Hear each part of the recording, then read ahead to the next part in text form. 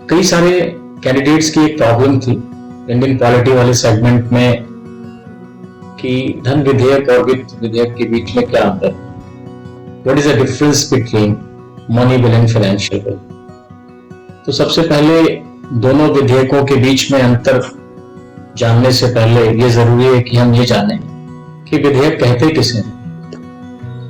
तो जहां तक विधेयक का प्रश्न है तो विधेयक कानून बनाए जाने के लिए एक प्रस्ताव होता है और जब ये सभी चरणों से होता हुआ विधिवत अधिनियमित हो जाता है तो ये एक अधिनियम बन जाता है। This is actually a proposal for legislation and it becomes an act of law when duly enacted. अब जब हमने विधेयक जान लिया है तो नेक्स्ट ऑफ इट हम लोग ये जान लें कि विधेयक कितने प्रकार के होते हैं। तो विधेयक मुख्यतः 3 प्रकार के होते हैं। सबसे पहले आता है साधारण विधेयक, ऑर्डिनरी बिल। ऐसे बिल या ऐसे विधेयक जो वित्तीय विषयों के अलावा अन्य सभी विषयों से संबंधित होते हैं, सामान्य शासन प्रशासन से संबंधित होते हैं, उन सभी विधेयकों को हम लोग सामान्य विधेयक कहते हैं। वित्त विधेयक, फाइनेंशियल बिल, जैसा नाम वैसा इसका काम। वित्त विधेयक का नाम लेते ही आप समझ गए होंगे कि जो वित्तीय विषय होते हैं, राजस्व व्यय से संबंधित विषय होते हैं, उन विषयों से संबंधित विधेयक वित्तीय विधेयक कहे जाते हैं। तीसरे प्रकार के विधेयक जो होते हैं वो संविधान संशोधन विधेयक होते हैं। ऐसे विधेयक जिनमें संविधान के उपबंधों में संशोधन प्रस्तावित होता है, उन विधेयकों को हम लोग संविधान संशोधन विधेयक कहते हैं। अब जब हम लोगों ने विधेयकों के प्रकार पढ़े तो हमारे सामने एक शब्द आया, एक वाक्यांश आया, फाइनेंशियल बिल। तो ये जान लें फाइनेंशियल बिल कितने प्रकार के होते हैं। फाइनेंशियल बिल भी फर्दर क्लासिफाई करेंगे तो फाइनेंशियल बिल भी 3 प्रकार के होते हैं, मनी बिल, फाइनेंशियल बिल 1 और फाइनेंशियल बिल 2। अर्थात धन विधेयक जिसे भारतीय संविधान के अनुच्छेद 110 में परिभाषित किया गया है, वित्त विधेयक प्रथम जिसे भारतीय संविधान के अनुच्छेद 117(1) में परिभाषित किया गया है, और वित्त विधेयक 2 द्वितीय जिसे आर्टिकल 117(3) में परिभाषित किया गया है। तो अब ये एक आपको टेबल देखकर ये समझ में बात आ गई, ये क्लासिफिकेशन देखकर ये समझ में आ गया होगा कि धन विधेयक वित्त विधेयक का एक प्रकार मात्र होता है। This is a kind of financial bill. तो ये बात सही है कि सारे के सारे धन विधेयक आवश्यक रूप से फाइनेंशियल बिल होंगे, यानी वित्तीय विधेयक होंगे। लेकिन ये जरूरी नहीं है कि सारे के सारे वित्त विधेयक धन विधेयक हो ही, क्योंकि धन विधेयक वित्त विधेयक का एक प्रकार है। तो इसलिए ये जरूरी है कि सारे के सारे मनी बिल आवश्यक रूप से फाइनेंशियल बिल हो, लेकिन सारे फाइनेंशियल बिल आवश्यक रूप से मनी बिल हो ये जरूरी नहीं। तो कभी भी एक क्वेश्चन आता है असर्शन एंड रीजन में, तो उसमें एक स्टेटमेंट देते हैं, बताओ सभी धन विधेयक वित्त विधेयक होते हैं किंतु सभी वित्त विधेयक धन विधेयक नहीं होते हैं, ये सही है गलत है कैसा है। तब आप समझ गए होंगे कि धन विधेयक compulsorily part of financial bill, लेकिन ये जरूरी नहीं कि फाइनेंशियल बिल धन विधेयक हो ही। अब धन विधेयक किस किस तरह के विधेयक को धन विधेयक की श्रेणी में शामिल करेंगे। तो भारतीय संविधान के आर्टिकल 110 में स्पष्ट परिभाषा दी गई कि वो विषय जो 110 में वर्णित है, इनसे संबंधित कोई भी विषय होगा वो धन विधेयक कहा जाएगा। और इनमें विषय कौन कौन से हैं? इसमें सबसे पहला विषय है कि किसी भी कर का अधिरोपण है, उसका उत्साधन है, परिहार है, परिवर्तन है या विनियमन है। अर्थात हम कोई नया कर लगाएं, किसी चालू कर को समाप्त करें, उसका स्वरूप बदलें, उसको छोटा बड़ा करें या उसे रेगुलेट करें। Imposition, abolition, रेमिशन, alteration and regulation of any tax is lying under the category of money bill. इसी तरह से केंद्र सरकार जो धन उधार लेती है अपने प्रयोजनों के लिए, तमाम मौकों पर सरकार धन उधार लेती है, तो उस उधार लिए गए धन का विनियमन, अगर उसे रेगुलेट करना, उसका रेगुलेशन करना हो, तो this also lies under category of money, the regulation of the borrowing of money by the union government. तीसरी बात आती है कि भारत की संचित निधि और आकस्मिकता निधि, कंटिजेंसी फंड ऑफ इंडिया की अभिरक्षा, या इन दोनों निधियों में धन को जमा करना या उसमें से धन को निकालना, इससे संबंधित कोई मामला हो तो यह विषय भी धन विधेयकों की श्रेणी में आता है। इसके अलावा भारत की संचित निधि में धन का अगर विनियोग करना हो, भारत की संचित निधि से अगर हम धन विनियोग करते हैं, अप्रोप्रिएट करते हैं कंसोलिडेटेड फंड ऑफ इंडिया से, तो ये विषय भी मनी बिल के अंतर्गत आता है। इसी तरह से अगर भारत की संचित निधि पर कोई हम नया खर्च भारित करते हैं, चार्ज करते हैं, या ऐसे व्यय की घोषणा करते हैं जिसका खर्च कंसोलिडेटेड फंड ऑफ इंडिया पर भारित होता है, तो इस प्रकार के अगर कोई व्यय वृद्धि भी करते हैं तो वो सारे के सारे विषय धन विधेयक से संबंधित होते हैं। इसके अलावा भारत की संचित निधि या जो पब्लिक अकाउंट होता है, लोक लेखा बोलते हैं जिसको, भारत की संचित निधि और लोक लेखे में किसी प्रकार के धन को प्राप्त करते हैं या इसकी कस्टडी या इसकी अभिरक्षा के विषय में कोई मामला आता है या इनसे व्यय करने की कोई बात होती है। इसके अलावा केंद्र या राज्य की निधियों का अगर लेखा परीक्षण संबंधी कोई विषय आता तो मनी बिल का पार्ट होगा। और इसके अलावा जो अभी हम लोगों ने बातें की हैं, इनसे संबंधित कोई अगर गौण विषय होता है या इनका कोई आनुषांगिक विषय होता है कोई भी, तो उस विषय को भी हम लोग धन विधेयक की श्रेणी में रखते हैं। ये तो हमारी बात हो गई कि किन विषयों पर आधारित विधेयक को हम लोग धन विधेयक की श्रेणी में रखेंगे। तो मनी बिल की श्रेणी हम लोगों ने जान ली। अब ये जरूरी है कि हम वित्त विधेयक को भी जान लें कि वित्त विधेयक किसे कहते हैं। लेकिन इसके जानने से पहले ये जरूरी है कि इन कारणों से, जिन कारणों से कोई विधेयक मनी बिल होगा वो तो हमने पढ़ लिए, लेकिन अभी कुछ ऐसे ग्राउंड्स हैं जिन ग्राउंड्स पर कोई विधेयक धन विधेयक नहीं माना जाएगा। वो कौन से ग्राउंड्स हैं?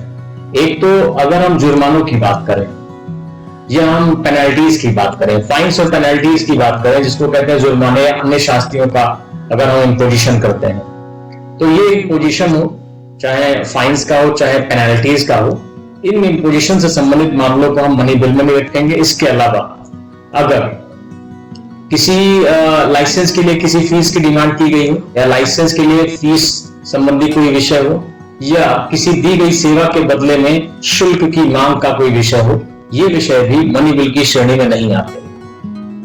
और अगर कोई स्थानीय प्राधिकारी है और वो स्थानीय कार्यों के लिए, स्थानीय प्राधिकारी या कोई स्थानीय बॉडी स्थानीय प्रयोजनों के लिए, लोकल आवश्यकताओं के, लोकल जरूरतों के लिए किसी कर को अधिरोपित करते हैं, उसको उत्साहित करते हैं, परिहार करते हैं, उसका परिवर्तन करते हैं, उसका विनियमन करते हैं, सॉरी, तो ये विषय भी धन विधेयक की श्रेणी में नहीं आएंगे। फिर अब हम लोग आते हैं कि मनी बिल, धन विधेयक क्या होता है। धन विधेयक इन विषयों पर आधारित संबंधित विषयों को धन विधेयक की श्रेणी में रखते हैं और सारे जो धन विधेयक होते हैं वो लोकसभा के अध्यक्ष के अंतिम निर्णय से ही उद्भूत होते हैं।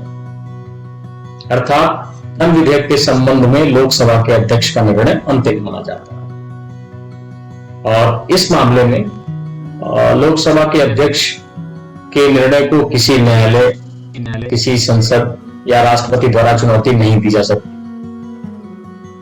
और जब इस विधेयक को हम लोग राज्यसभा और राष्ट्रपति के पास स्वीकृति हेतु भेजते हैं और जब ये स्वीकृति के लिए जाता है तो लोकसभा अध्यक्ष इसे धन विधेयक के रूप में प्रस्तावित करता है।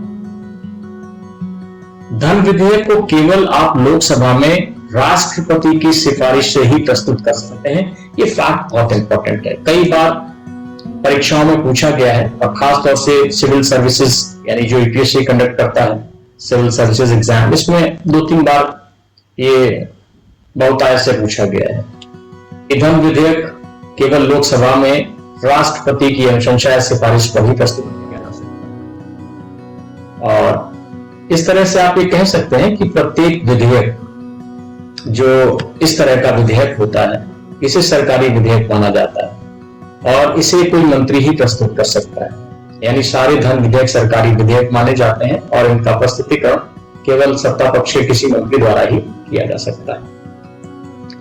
इसके साथ ही साथ एक प्रश्न धन विधेयकों के संबंध में आता है और धन विधेयक संबंधी राज्यसभा की जो अधिकारिता है उसको लेकर भी कभी कभी प्रश्न पूछे जाते हैं।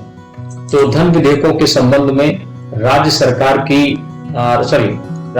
की जो अधिकारिता है बहुत ही सीमित है। राज्यसभा धन विधेयक को अस्वीकृत या संशोधित बिल्कुल नहीं कर सकती। ये केवल सिफारिश कर सकती है और ऐसी सिफारिश उसको 14 दिन के भीतर भेजनी होती है वापस लोकसभा को। अगर 14 दिन के भीतर उसे स्वीकृत करके या अपनी सिफारिशों के साथ राज्यसभा वापस लोकसभा को नहीं भेजती, तो राज्यसभा द्वारा इस प्रस्ताव को या इस विधेयक को पारित समझ लिया जाता है।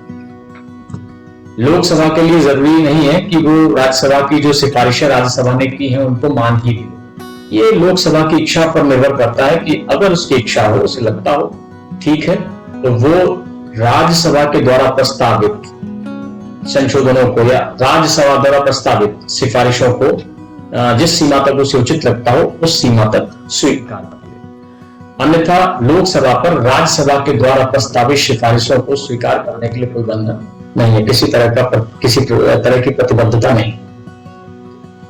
अब ये तो हो गया हमारा सारा धन विधेयक के संबंध में।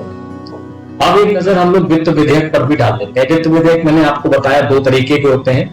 जो प्रथम प्रकार का वित्त विधेयक होता है उसमें, यानी वित्त विधेयक प्रथम में न केवल आर्टिकल 110 में उल्लिखित जो मामले होते हैं वो सभी मामले या उसमें से कोई एक मामला शामिल होता है, बल्कि उसके अलावा भी कुछ सामान्य कानून के अन्य मामले भी शामिल होते हैं। जैसे अगर एक उधार लेने का खंड कोई बनाने का प्रस्ताव हो रहा है, लेकिन विशेष रूप से उधार लेने से संबंधित नहीं, मीन्स किसी विशेष उधार से संबंधित नहीं है, तो ऐसे बिल या ऐसे विधेयक वित्त विधेयक प्रथम श्रेणी में आता है। और वित्त विधेयक प्रथम दो मामलों में धन विधेयक के समान ही ट्रीट किया जाता है। ये बात आपके लिए बहुत इंपॉर्टेंट है, इसको टिक मार्क करके अपने साथ जरूर रखिए कि दो मामलों में जो धन विधेयक के समान इसकी कैरेक्टरिस्टिक्स हैं, यानी फाइनेंशियल बिल जो दो मामलों में धन विधेयक के समान होता है वो मामले कौन कौन से हैं। सबसे पहले दोनों ही विधेयक लोकसभा में पेश किए जा सकते हैं, चाहे वो धन विधेयक हो और चाहे वो वित्त विधेयक हो। दोनों ही विधेयकों को लोकसभा में ही पेश किया जा सकता है। और दूसरी समानता यह है कि दोनों ही विधेयकों को राष्ट्रपति की सहमति या सिफारिश के बाद ही पेश किया जा सकता है। तो ये दो समानताएं थी जो वित्त विधेयक फर्स्ट और धन विधेयक के बीच में थे। दोनों लोकसभा में प्रस्तुत किया जा सकते हैं और दोनों को राष्ट्रपति की सिफारिश पर ही लोकसभा में प्रस्तुत किया जा सकता है। अन्य सभी मामलों में वित्त विधेयक प्रथम के साथ लगभग साधारण विधेयक की भांति ही ट्रीटमेंट किया जाता है, व्यवहार किया जाता है। इसे राज्यसभा द्वारा स्वीकार या अस्वीकार किया जा सकता है, सिवाय इस बात के कि किसी कर में कमी या समाप्ति के अलावा कोई संशोधन राष्ट्रपति की सिफारिश के बिना किसी भी सदन में पेश नहीं किया जा सकता। अर्थात कर में कमी या उन्मूलन के लिए प्रावधान करने वाले संशोधन को पेश करने के लिए राष्ट्रपति की सिफारिश की आवश्यकता नहीं। केवल उन मामलों को राष्ट्रपति से सिफारिश करवानी पड़ती है जो मामले कर में वृद्धि से संबंधित होते हैं। अगर इस प्रकार के विधेयक में दोनों सदनों के बीच कोई गतिरोध हो जाता है, डेडलॉक सीन क्रिएट हो जाता है, तो राष्ट्रपति दोनों सदनों के गतिरोध को समाप्त करने के लिए इस मामले में संयुक्त बैठक बुला सकता है। और उसके बाद जब विधेयक राष्ट्रपति के पास जाता है तो वह या तो विधेयक को अपनी स्वीकृति देता है या वो अपनी स्वीकृति रोक सकता है।